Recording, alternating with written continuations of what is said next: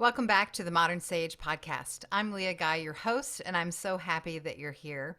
Thank you so much for listening. Please don't forget to share it with your friends, rate us, give us a review, and spread the word on social media. You can also find me on social media at Leah Guy Live on Instagram and Facebook, and you can see the videos to these podcasts on my YouTube channel, which is Leah Guy. Today's episode is a very special conversation with an author and a self-healer, a very brave woman named Faith Jones. And this is her true story.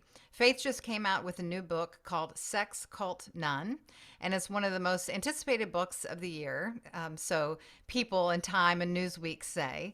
And I want to introduce Faith by reading a little bit of her backstory, and then we're going to talk with her about what it took for her to overcome some very dire and tremendously, I would assume, impactful experiences in her childhood growing up in a cult, in a religious and sexual cult. Faith Jones was raised to be part of a religious army preparing for the end times. Growing up in an isolated farm, she prayed for hours every day and read letters of prophecy written by her grandfather, the founder of the Children of God. Tens of thousands of members strong, the cult followers looked to Faith's grandfather as their guiding light. As such, Faith was celebrated as special and then punished doubly to remind her that she was not. Over decades, the Children of God grew into an international organization that became notorious for its alarming sex practices and allegations of abuse and exploitation. But with an indomitable grit, Faith survived, creating a world of her own, pilfering books and teaching herself high school curriculum. Finally, at age 23, thirsting for knowledge and freedom, she broke away, leaving behind everything she knew to forge her own path in America. It's a complicated family story mixed with a hauntingly intimate coming-of-age narrative. Faith Jones' extraordinary memoir reflects our societal norms of oppression and abuse while providing a unique lens to explore spiritual manipulation and our rights in our bodies.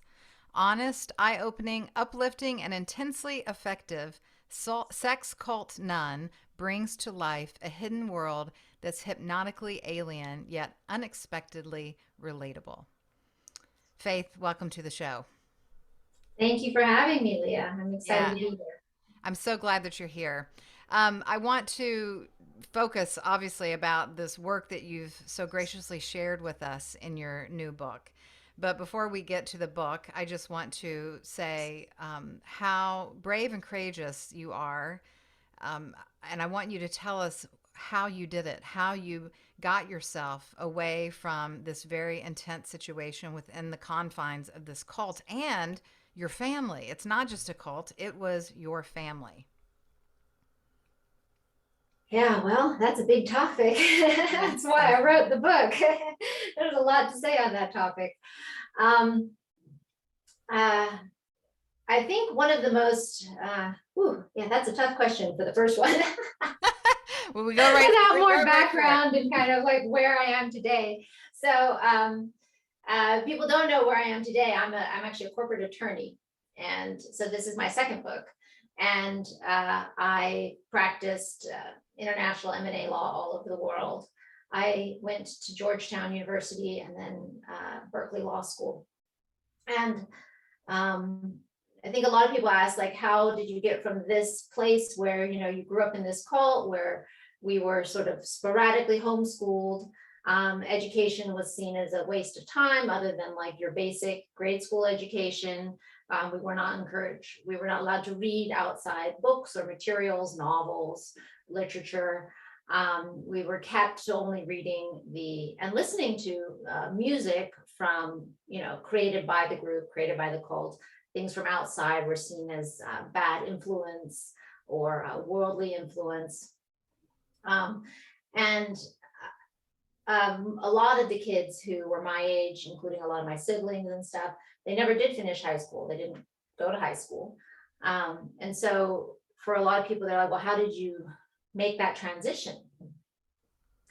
And there's a lot of, I guess I could call them tools or resilience tools that I like to share that I I actually created a whole, another book on this, just a short book, basically with all like 20 different kind of psychological tools that I've used throughout my life for happiness, or to give myself the resilience, or to help myself keep going through difficult times.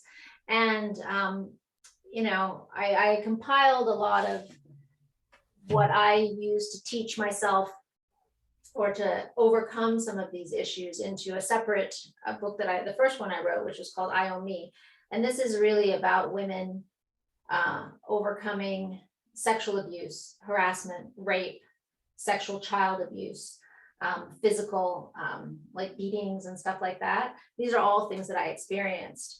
And so I've spent the last years, I guess, really doing the deeper psychological work, working on that stuff, creating things, kind of taking the tools that I found were most effective for me and synthesizing them and saying, okay, this is what I use, this is what helps. I love what you're doing, Leah, because you kind of do the same.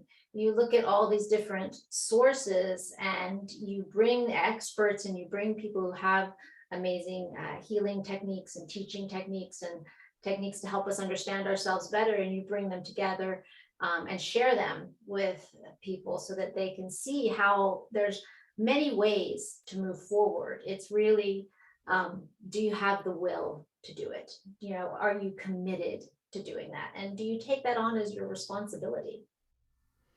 So, Faith, I want to just pause for just a second because I know that a few things. I want this video we put the video on YouTube, and I wanted us to have a gallery view. And when I do, there's 3 people now. So I understand your hack for wanting to have the third apparatus, but it now changes the whole screen, and it's not just me and you, it's me and you and this headshot that will it'll affect viewership. So either we can not have the video, or can we take away this third person? Yeah, I can take it away. It'll just be a little harder for me to remember to look at the camera.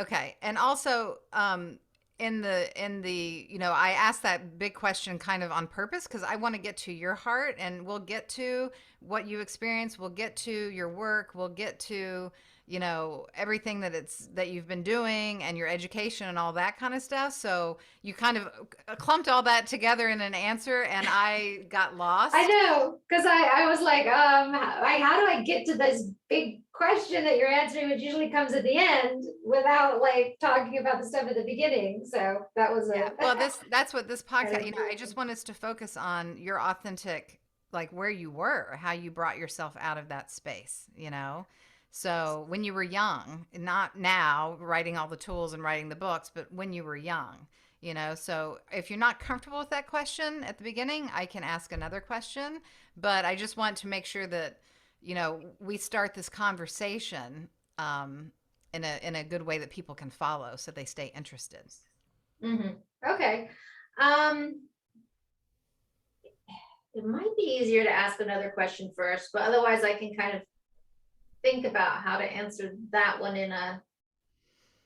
I can ask another question, but it's going to be a direct question about you, and we can hear about the books and so forth later, but people are captivated with your story, and so I want to get to the story. So you want to try, you want me to pick it up again with a different question? What are you trying to get at with that question?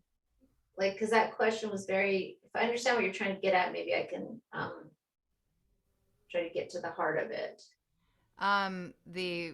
Well, you started to get there when you were talking about your will. I want to know what it felt like for you as a young person to be in the situation and recognize the dire space that you're in, and what it took for you to remove yourself from it. The tenacity, the fear, how you felt, whatever you felt. I don't know how you felt. So, to bring you out of that scenario, and the only reason I'm asking now is because I just read a good deal. Obviously people have a good deal of the information, the excerpt. So, but I can ask. So let me. I think this might be easier if I clarify a little bit, because people often mistake why I left. And so I can definitely answer that now that you've explained, like, Well, that's easy. I you can can answer start that. right now and say people often mistake why I left. We just want authenticity and what's going on from you. So if you want to start now, go for it. Okay, sure. People often mistake why I left. They think I left because of the abuses that I discuss in the book. But at that time, I didn't know they were abuses. Mm, I didn't recognize that. I had grown up, I was born into the group. That was all I knew. And I was taught that these were godly, and that, even this type of sexual coercion, that it wasn't coercion, that it was obedience to God, and, being yielded. And so I didn't recognize a lot of this stuff for what it was until years after I left the group. But what prompted me to leave was a bit different. And I talk about it in the book, I had been introduced to school for a brief time when I was like 12 and my family was in America. And then later on, I had kind of been able to sneak books and get, novels. And so I had been introduced to this world briefly, but I was always taught that that was not for us, and that was not going to be the life I was allowed to lead. right. And when I got to my early 20s, I actually became depressed, but I didn't know it was depression because we didn't talk about this. And the revolutionaries for Jesus never got depressed, right? That wasn't a thing. So, but I just knew that, like, as I went about my daily chores and just this same round of, childcare chores, fundraising, reading the religious materials, we weren't really allowed to read anything else. And I was so bored, and I didn't see any future for myself that was attractive, that was driving me. I wanted to learn, I wanted to expand, I wanted to study, I wanted to learn about all these other subjects. And I think that's why I became depressed. Yeah. But I didn't recognize it. All I knew is that I wanted to cry all the time, like washing dishes, waking up in the morning. I felt this pressure of tears and wanting to cry. And I was like, this is not normal. This is not normal for me. I mean, there was a lot of things I've been through in my life, and that, where I, very, very difficult things did, where I wept and wept. But I would always bounce back, after a few hours or a few days. Yeah, you said a very, very important thing that I think all of our listeners can relate to. And I know, working with clients, and myself as well, that piece about not knowing anything different. You didn't know other options. You didn't know what would be classified as okay or not okay, abuse or non-abuse, irregularity, or something was off. You don't know that when it is your family system is all that you know. And I think for many people suffering with PTSD or complex PTSD or other mental or emotional health issues, it takes a while, or it can take a great big wake-up call sometimes for us to recognize I've had trauma in my life, or I've had abuse in my life, or what I went through wasn't a quote unquote normal experience. So tell us, tell the listeners a little bit. I know all of this is in her book, Sex Cult Nun, and you can find the info in our show notes. And obviously, you can buy the book anywhere books are sold. But tell us, what were some of the things that you experienced? So you've already said you didn't have a traditional education in the cult, but what were some of the aspects that you experienced day to day? What was your day to day life like? We lived communally. So people lived in communes, anywhere from maybe 10, 30 people to a few very large ones internationally, which had maybe over 200 people. And in my early childhood, my father had moved us out into this remote village in Macau, Chinese village.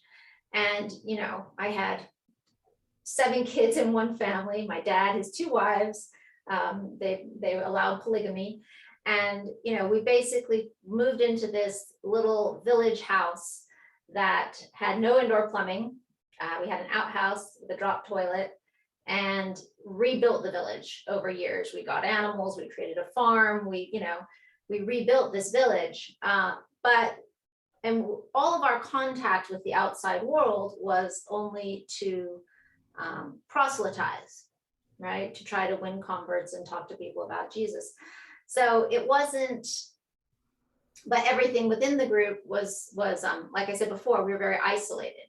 You weren't supposed to have personal property. My grandfather had taught a doctrine called the law of love, which says that the 10 Commandments is over and that God's only law is love, and that anything done in love is okay.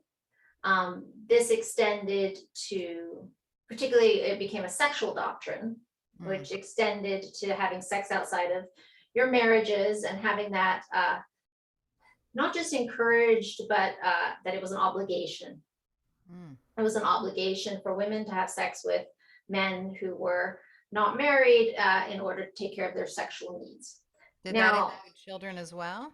Now, for about 10 years, I would say, with the first generation of kids, which I was part of, that did include sexual contact with children, and even like full sex with children, around the ages of 12 or so, 11, 12.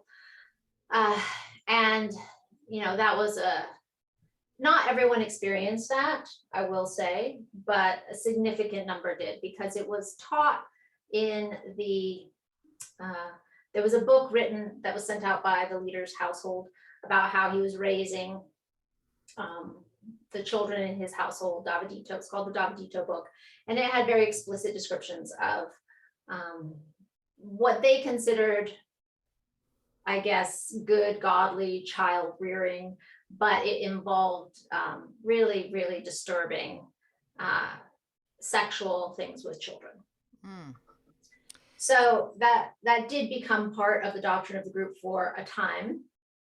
And then it was banned when I was probably around 10 years old. It was banned. Fortunately, I was very, very happy because I was nearing that age of, I read about it in the book around 12 when the young girls were expected to have sex with adult men. And I was very scared of that. So I was very happy when that age limit got pushed up to like 15 and then 16. And eventually, over the years, it just kept changing like things do in these groups. So basically, like in our day-to-day, we did a lot of chores, a lot of dishwashing, cleaning, farm chores. We did what we called outreach or fundraising. We would sing. We were a singing group, actually. The 7 children in my family, I was the youngest at that time. And we were basically the Von Trapp family of China. We sang all the songs. We performed everywhere on radio, TV. So we had it was a very different upbringing in many, many ways. So all that, I'm assuming, would be for the notoriety of the group, not you all individually or personally, right? The singing and performing.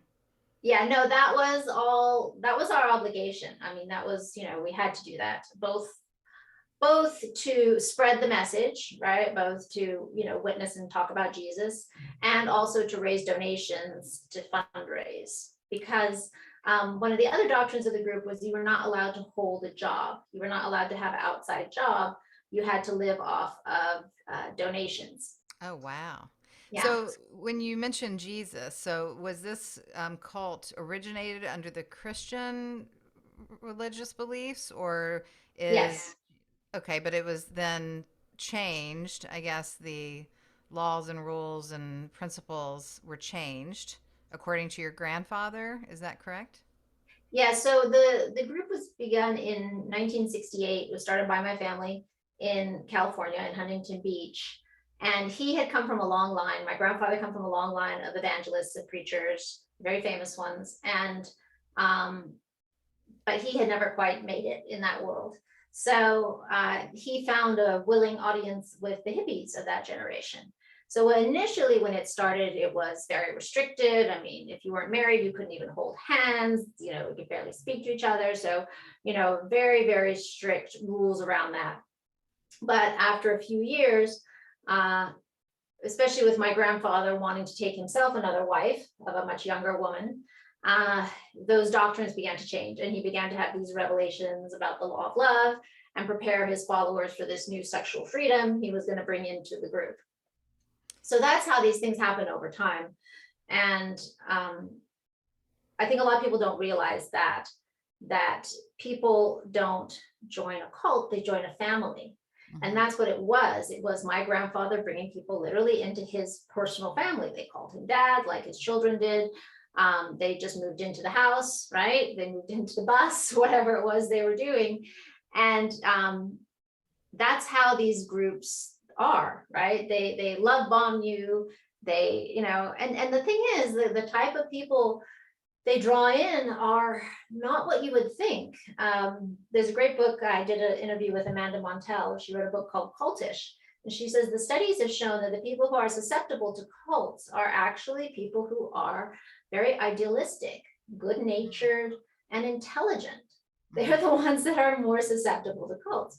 And I can say that just from knowing the people that I grew up with.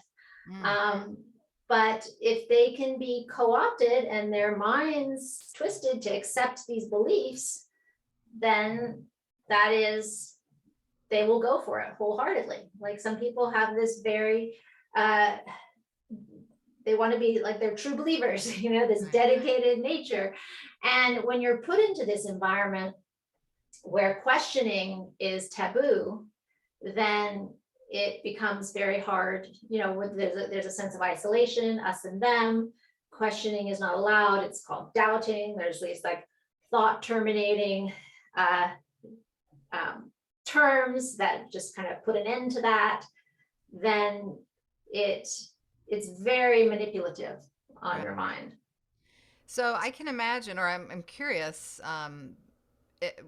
if religion or specific words or ideologies are triggers for you now. I mean, I know you've done a lot of work on yourself and your psychology and so forth, but are those issues triggers for you at this stage? Yeah, I mean, there's a lot of, I think, triggers I've worked through by this point, but I still find ones that I still have to continue to work on. And things like certain types of religion, certain types of terminology that people use. It's definitely, I have a sense of like, okay, don't bring that near me.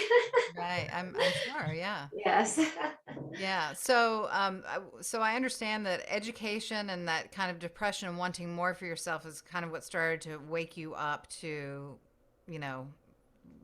a different kind of life and so forth. I'm curious at where you are now, and especially with the release of this book that's getting a lot of attention, if you are in contact with your family or if they support what you do. Do you have relationship? Do you feel love for them? What is your relationship and situation with your family? Yes, I am in contact with them. And honestly, we're closer now than we probably have ever been.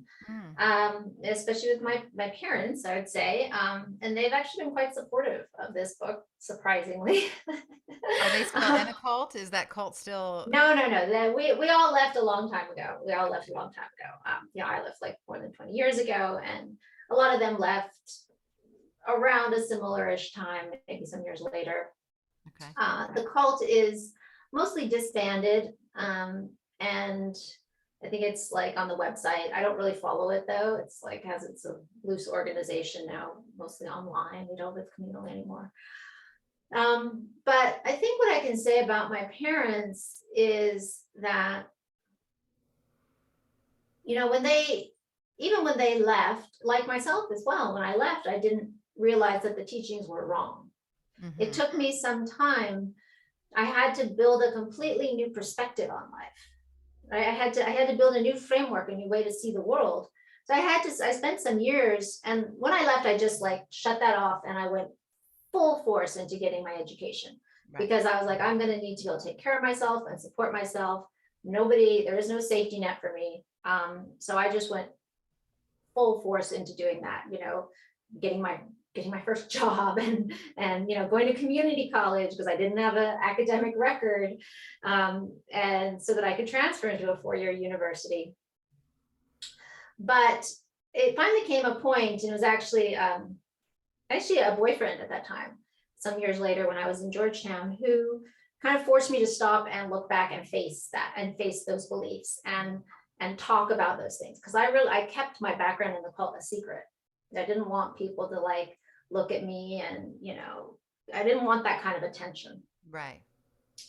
So he was the one and he was a lawyer at the time, and he was the one who identified for me that some of these experiences that I'd had and these sexual experiences I had were actually rape. That when you're coerced into having sex with someone that you don't want to, for fear of punishment, for this type of very manipulative, and I mean the punishment was very real, then that's rape. Even if you willingly walked yourself into the room, right? So that really created a massive shift in how I saw things, and I had to go back and identify and examine a lot of these beliefs, and even like go study in the Bible and say, is this the correct interpretation that my grandfather had, or was it wrong, right? And that experience of having to continually re-examine beliefs and assumptions continues to this day, and I think that's a very important thing for all of us to do, is to constantly be examining our beliefs and our assumptions and our subconscious beliefs, and that's a lot of what the deep healing work is about. Is about doing that. But I had to create a new framework to see the world, and I think my parents did too, to some extent. And there was a time when it was very hard for them, and they just weren't ready to see what that was. But eventually they got there, and they were able to see, this was wrong, and apologize, and move on with their own lives. And when I created this framework, which we can talk about later, that really helped my mother and I, especially, to have these deeper discussions of what was wrong, what was abuse, what wasn't abuse within the group, based on this understanding of what was taken from us in the group. And that particularly was a sense of self-ownership. Yeah. So I'm curious, again, working with clients and all of us looking back at our own stories, I think one of the first things that happens to people when they start doing their healing work is this, and the reflection is this loyalty to our parents or to where we come from, and even for people who have experienced severe abuse or other kinds of manipulation or what have you, often it's followed by the words, they did the best they could, or they didn't know any different because they were treated that way. And so, we kind of make space for that. And some people get stuck there instead of just looking at, well, how did this feel for you? What did this do to you? And we get stuck into looking at the why it happened, And I'm curious, in your situation with this cult environment that was created and then encouraged and grown over the course of years, if really anyone ever really knew or thought that anything was wrong, do you believe your grandfather knew or believed what he was doing was wrong or manipulative, or do you believe he was doing it from his own need of, I don't know, attention or inclusion or community or so forth? What is perversion? A perversion, yes. I think the ability for self-deception in the human is extreme. So I know that, I'm sure that he genuinely believed, except, this is where I'm going to pull in a little thing here, he was an alcoholic. So why do people alcoholics, right? There's going to be a massive difference. Oftentimes it's a core wound, or there's some big discrepancy, right? In what they're trying to portray and what maybe they understand the truth is, or what they're trying to hide from themselves. So I'm sure that must have been going on for him. Right. And then within the group themselves, yes, there were definitely people who left when some of these different revelations or stuff came out. They were like, nope, that's taking it too far. Nope, I don't agree with this. I'm going to leave. I'm going to protect my children. Right. So there were definitely people who did that. But and there's something I wanted to say about what you said, right? People who get stuck in this kind of, well, they did the best they could or whatever. And then there's the opposite extreme where people don't heal because they feel like, well, if I heal and I'm good, then that kind of justifies my parents' abusive behavior, right? So there's another extreme that psychologists deal with a lot, and we who have suffered deal with a lot. So that's why I think it's important to make that distinction between the action, the violation, which was wrong, right? And you can still bring an understanding to the person and perhaps their background or where they were coming from, which can make you less angry about it, right? But it's important to make that separation. Yeah. And for me, I think I started as a very young child, like probably by the time I was 10, 12 years old, I stopped seeing my parents as parents. I was forced to grow up very young. I was forced, there was a time we were in the US living in a camper with just my mother and the two young siblings. And we, I was like on the streets with a can trying to get money to feed us, and so I was forced to become an adult very young. And I didn't see my parents with the kind of idealism or like as parents. I just saw them as flawed human beings trying to do the best they could. And so I knew that it was up to me, like to a large extent, what I was going to do, what I was going to be, it was my responsibility. That was up to me. It wasn't on them. I was not going to be able to rely on them for any of that. And that was just the way it was. So I just accepted that, and I think that pressure and responsibility for a young person, for sure. Yeah, I think that made a big difference though. And this is one of the things I teach about is that the first place we have to step into is to say, whatever happened to me in the past, and recognize it for the abuse it was, not pretend it wasn't, like actually say, no, okay, this was abuse. This was a violation. I know this because A, B, C, right? And that's what this framework does. It gives you a way to clearly spot what the abuse was, what the violation was. But then to say, right now, I'm the only one that can change anything about my life. Right. It's my responsibility for my own happiness and feeling in this moment. Yes. And it doesn't matter what anybody else does.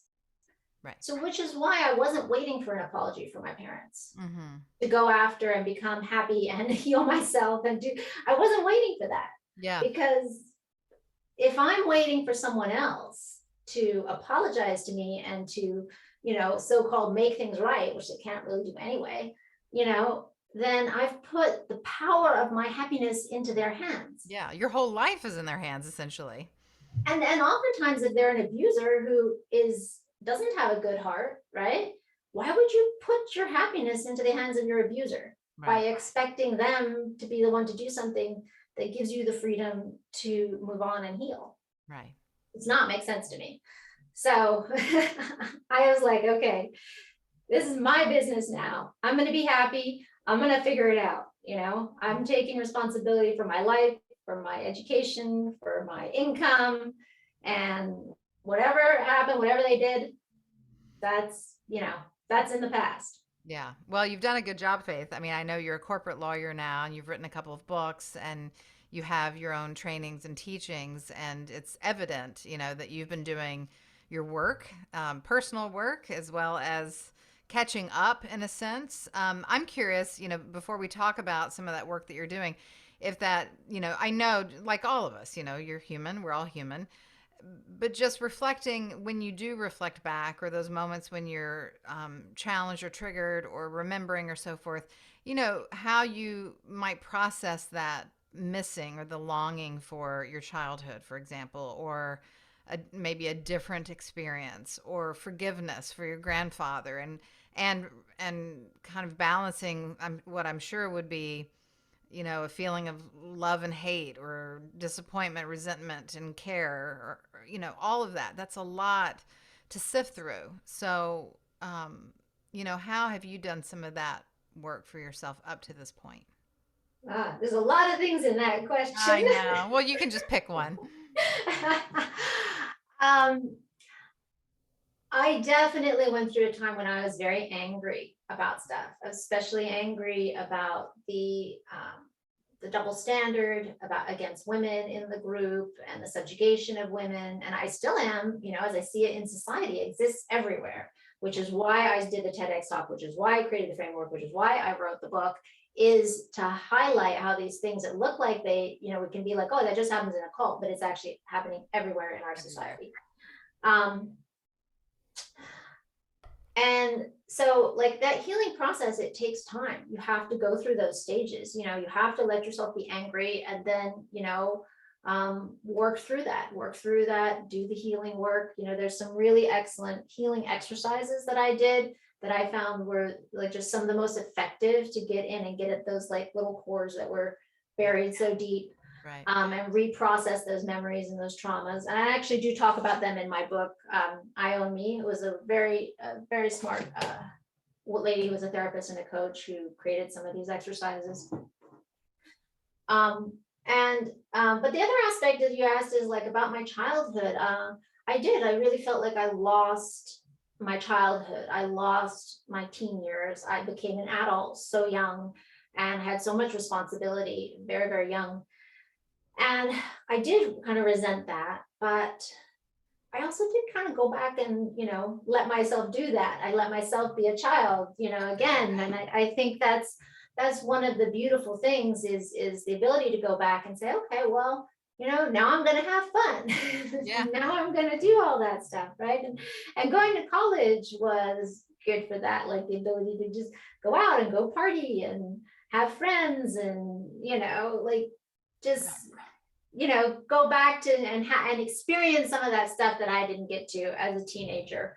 And so you can go back and do that stuff. You can go do the fun things that you missed out on. It is possible to have that sense of awe and joy in life. And then finally, like where I'm at today, and actually I've been in this place for a long time now, years now, is that I'm really truly grateful for everything. It's, coming to that point where I can genuinely say I'm grateful for everything, even the rapes, even the child. And not because those things were right or they were good or they had some purpose or none of that, right? But it's because I love who I am today. Mm-hmm. And I love what I've been able to create. And I don't think I would have been able to do that if I didn't have these experiences. I wouldn't be able to understand what other people are going through in this way, Right. And when I created this framework, which is what I call like the 10 principles, immutable principles of integrity, it was like everything in my life had to come together in that moment, right? All of the abuse I'd suffered, the sense of a complete lack of any sense of ownership, property right in my body, in anything that I created, right? Growing up in that whole history of not having that.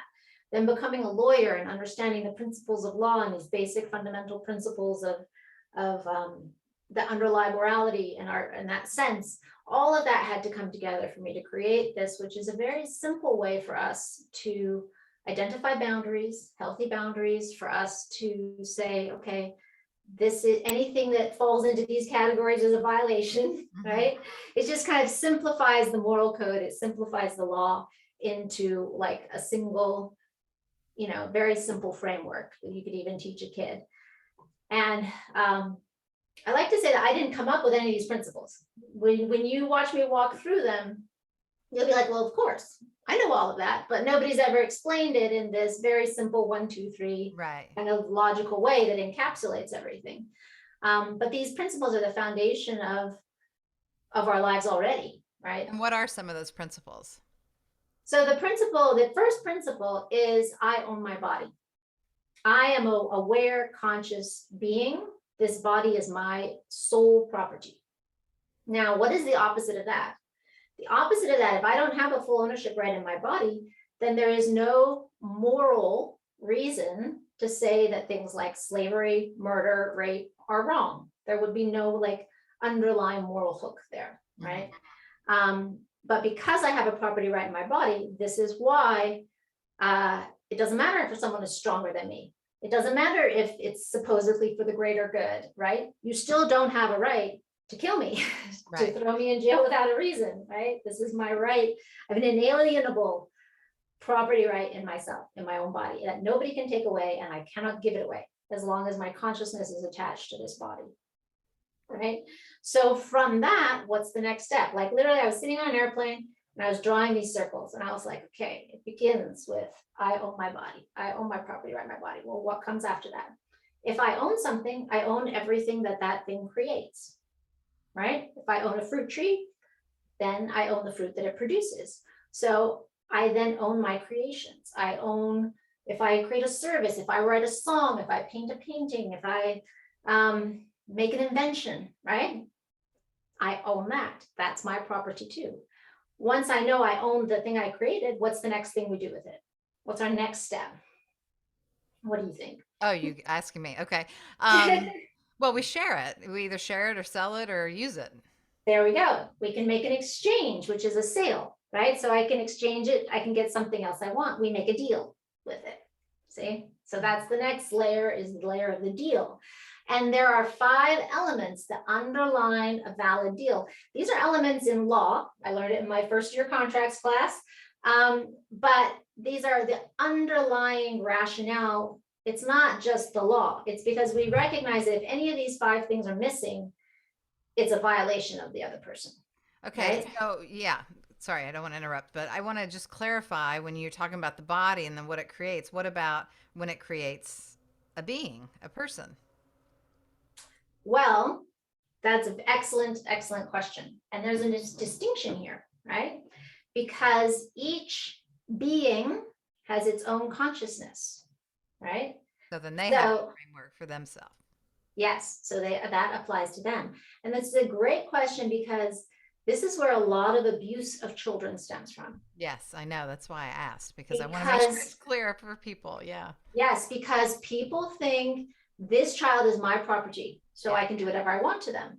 And this mental kind of this way of thinking about kids causes people to say, well, I can spank my kids, I can beat them, I can do whatever I want, I can sexually abuse them because that's my property. It's really just an extension of myself. That's how a lot of abusers see the people that they abuse, as just an extension of themselves. They do not have clear boundaries, right? I think it also happens in relationship, a person. 100%. Yeah, they get together and think, I own them now. I can do whatever I want. I can tell them what to do. I control them. I own them. Yep. Right. So this is why it's so important for us to see our relationships in this layer. It's the layer of the deal. This is relationships and contracts. How do we enter into that? What are the rights we have in that? How are we making sure that this is a healthy exchange? That's that. And we can get to that in a second, but I do want to finish the concept you said about children, because this is one of the ways in which the law is not morality. The law codifies what we as a society think of as morality, or what people in certain powerful interest groups consider to be morality. So for many, many years, women were considered property.